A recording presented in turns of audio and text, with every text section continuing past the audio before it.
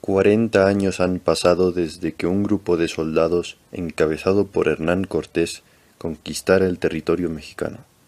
Yo, Bernal Díaz del Castillo, narro en mi historia verdadera de la conquista de la Nueva España los pormenores de dicha hazaña.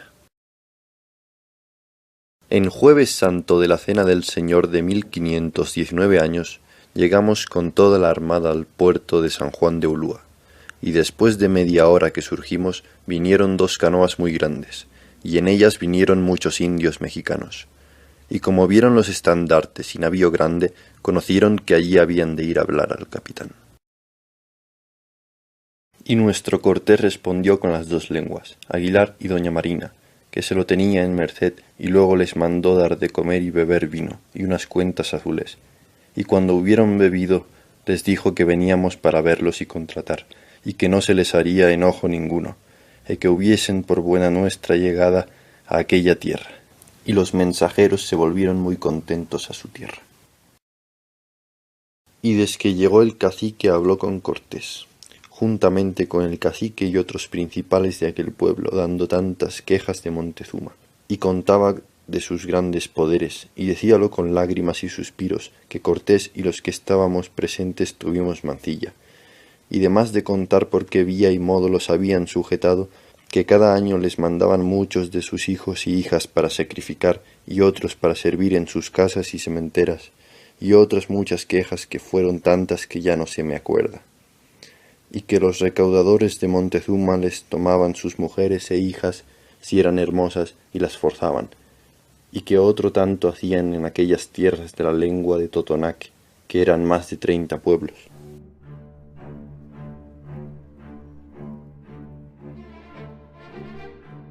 El barroco fue un movimiento cultural y artístico nacido en el siglo XVI y se desarrolla y muere en el siglo XVII. Representa una actitud muy compleja, que se expresa como pesimismo ante un mundo en crisis y como una huida de la realidad.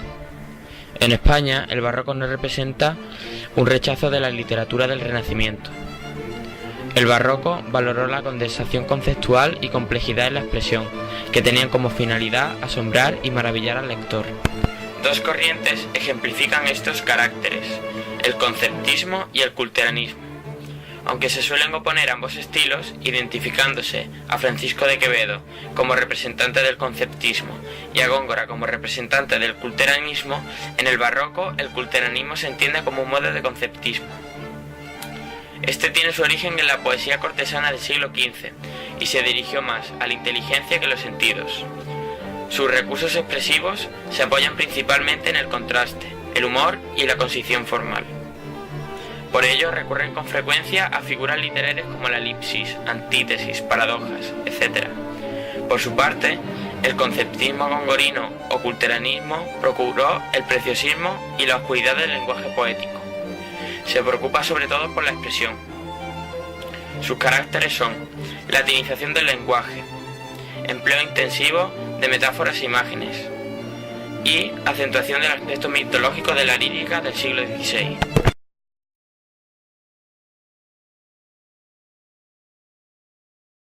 El hombre muerto nos relata la historia de un hombre que va a trabajar a un bananal todos los días y cuya herramienta de trabajo es un machete. Este hombre, en su rato de descanso, le gusta acostarse en el pasto de cierta manera que él encuentra muy placentera. Pero para llegar a su lugar predilecto, este hombre debía cruzar un peligroso alambrado de púas, lo cual sabemos es un acto muy descabellado para que realice una persona solamente por ir a acostarse a un lugar con pasto. Pero ese día sucedió algo inesperado. El hombre, al cruzar su pie izquierdo por la cerca, resbaló con un trozo de corteza y cayó violentamente sobre su propio machete. Sin embargo, el hombre no notó que estaba herido porque justamente cayó en su posición favorita, con las piernas flectadas y la mano izquierda sobre su pecho. Cuando ya se había hecho la idea de que estaba herido, comenzó a cuestionarse el hecho, si él realmente estaba muriendo. Recordó cuando salió de su casa el primer día de trabajo. El hombre se despidió de su familia, se despidió de su bella casa de techo color rojo, saludó a su querida montaña que lo protegía de los rayos del sol, admiró a la gente que caminaba a su lado en el mercado, sintió que sería un buen día. El hombre se encontraba en un estado de negación. Él aún no podía creer que le había pasado algo así. Él pensaba que esto era una mañana tranquila, que estaba trabajando en su bananal, con su fiel caballo, esperaría que llegara un joven a saludarlo como todos los días. En resumidas cuentas, un día como cualquiera. Cuando el hombre finalmente falleció, se escucharon los gritos de su hijo llamándolo. El niño corrió hacia él, pero la esposa del hombre fue quien primero llegó y lloró a su esposo recién fallecido. Por otro lado, el niño que corría hacia su padre no alcanzó a llegar ya que fue afectado por un potente rayo que le cayó del cielo. De esta manera, una pobre mujer perdió a su familia en menos de 2 minutos. Se celebró un funeral doble. El día estaba triste y la mujer lloraba desconsolada. No podía creer que había perdido a su familia. Estaría sola y triste. Pero aún así, quiso darle el último adiós a su familia de buena manera. Sus hombres eran los fanáticos de las frutillas. Así que, en vez de flores, las frutillas fueron las encargadas de despedir a nuestros protagonistas de este triste evento.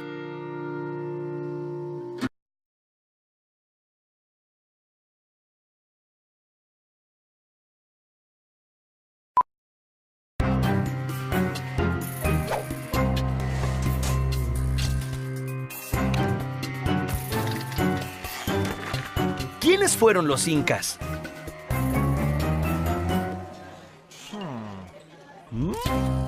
El origen de los incas. Los incas nos han dejado algunas de las construcciones más deslumbrantes del mundo. Sin embargo, la historia de este pueblo, que dominó por siglos gran parte de América del Sur, está teñida de leyendas y misterios. Vamos a conocer la epopeya de este pueblo que dominó una enorme región, empleando una herramienta fundamental: la organización. Empecemos por visitar la región andina. Recorramos sus costas desérticas, los altiplanos secos y fríos a más de 4.500 metros de altura y la imponente cordillera de los Andes. Aquí, en las alturas, es tan alto que escasea el oxígeno y resulta difícil respirar. No parece un buen lugar para vivir. No puedo respirar. Pero no se dejen engañar. En estas tierras se desarrollaron varios pueblos asombrosos, pero hay uno que se destacó entre todos ellos y se transformó en un gran imperio: el Imperio Inca. Los restos preincaicos más antiguos se han descubierto en la ciudad de Caral. Esta ciudad es hoy considerada la más antigua de América y una de las más antiguas del mundo. Existió 3.000 años antes de Cristo, casi al mismo tiempo que florecía Egipto a orillas del Nilo. ¿Recuerdan? Son muchos los pueblos que vivieron en estas regiones antes que los incas, entre ellos los nazcas, los mochicas o los tiahuanaco. La mayoría de ellos fueron grandes artesanos y orfebres. Algunos incluso dominaron el arte textil. Los nazcas son especialmente famosos gracias al descubrimiento de las líneas de Nazca, que se ven desde el espacio. ¡Wow! Las líneas de Nazca forman 30 enormes dibujos, entre los que se destacan el colibrí, la araña y el mono. Pero la pregunta es, ¿qué eran? ¿Las habrán hecho para comunicarse con extraterrestres? Algunos científicos dicen que era un calendario agrícola que los ayudaba a elegir el mejor momento para sembrar y cosechar. Bueno, ¿quién sabrá?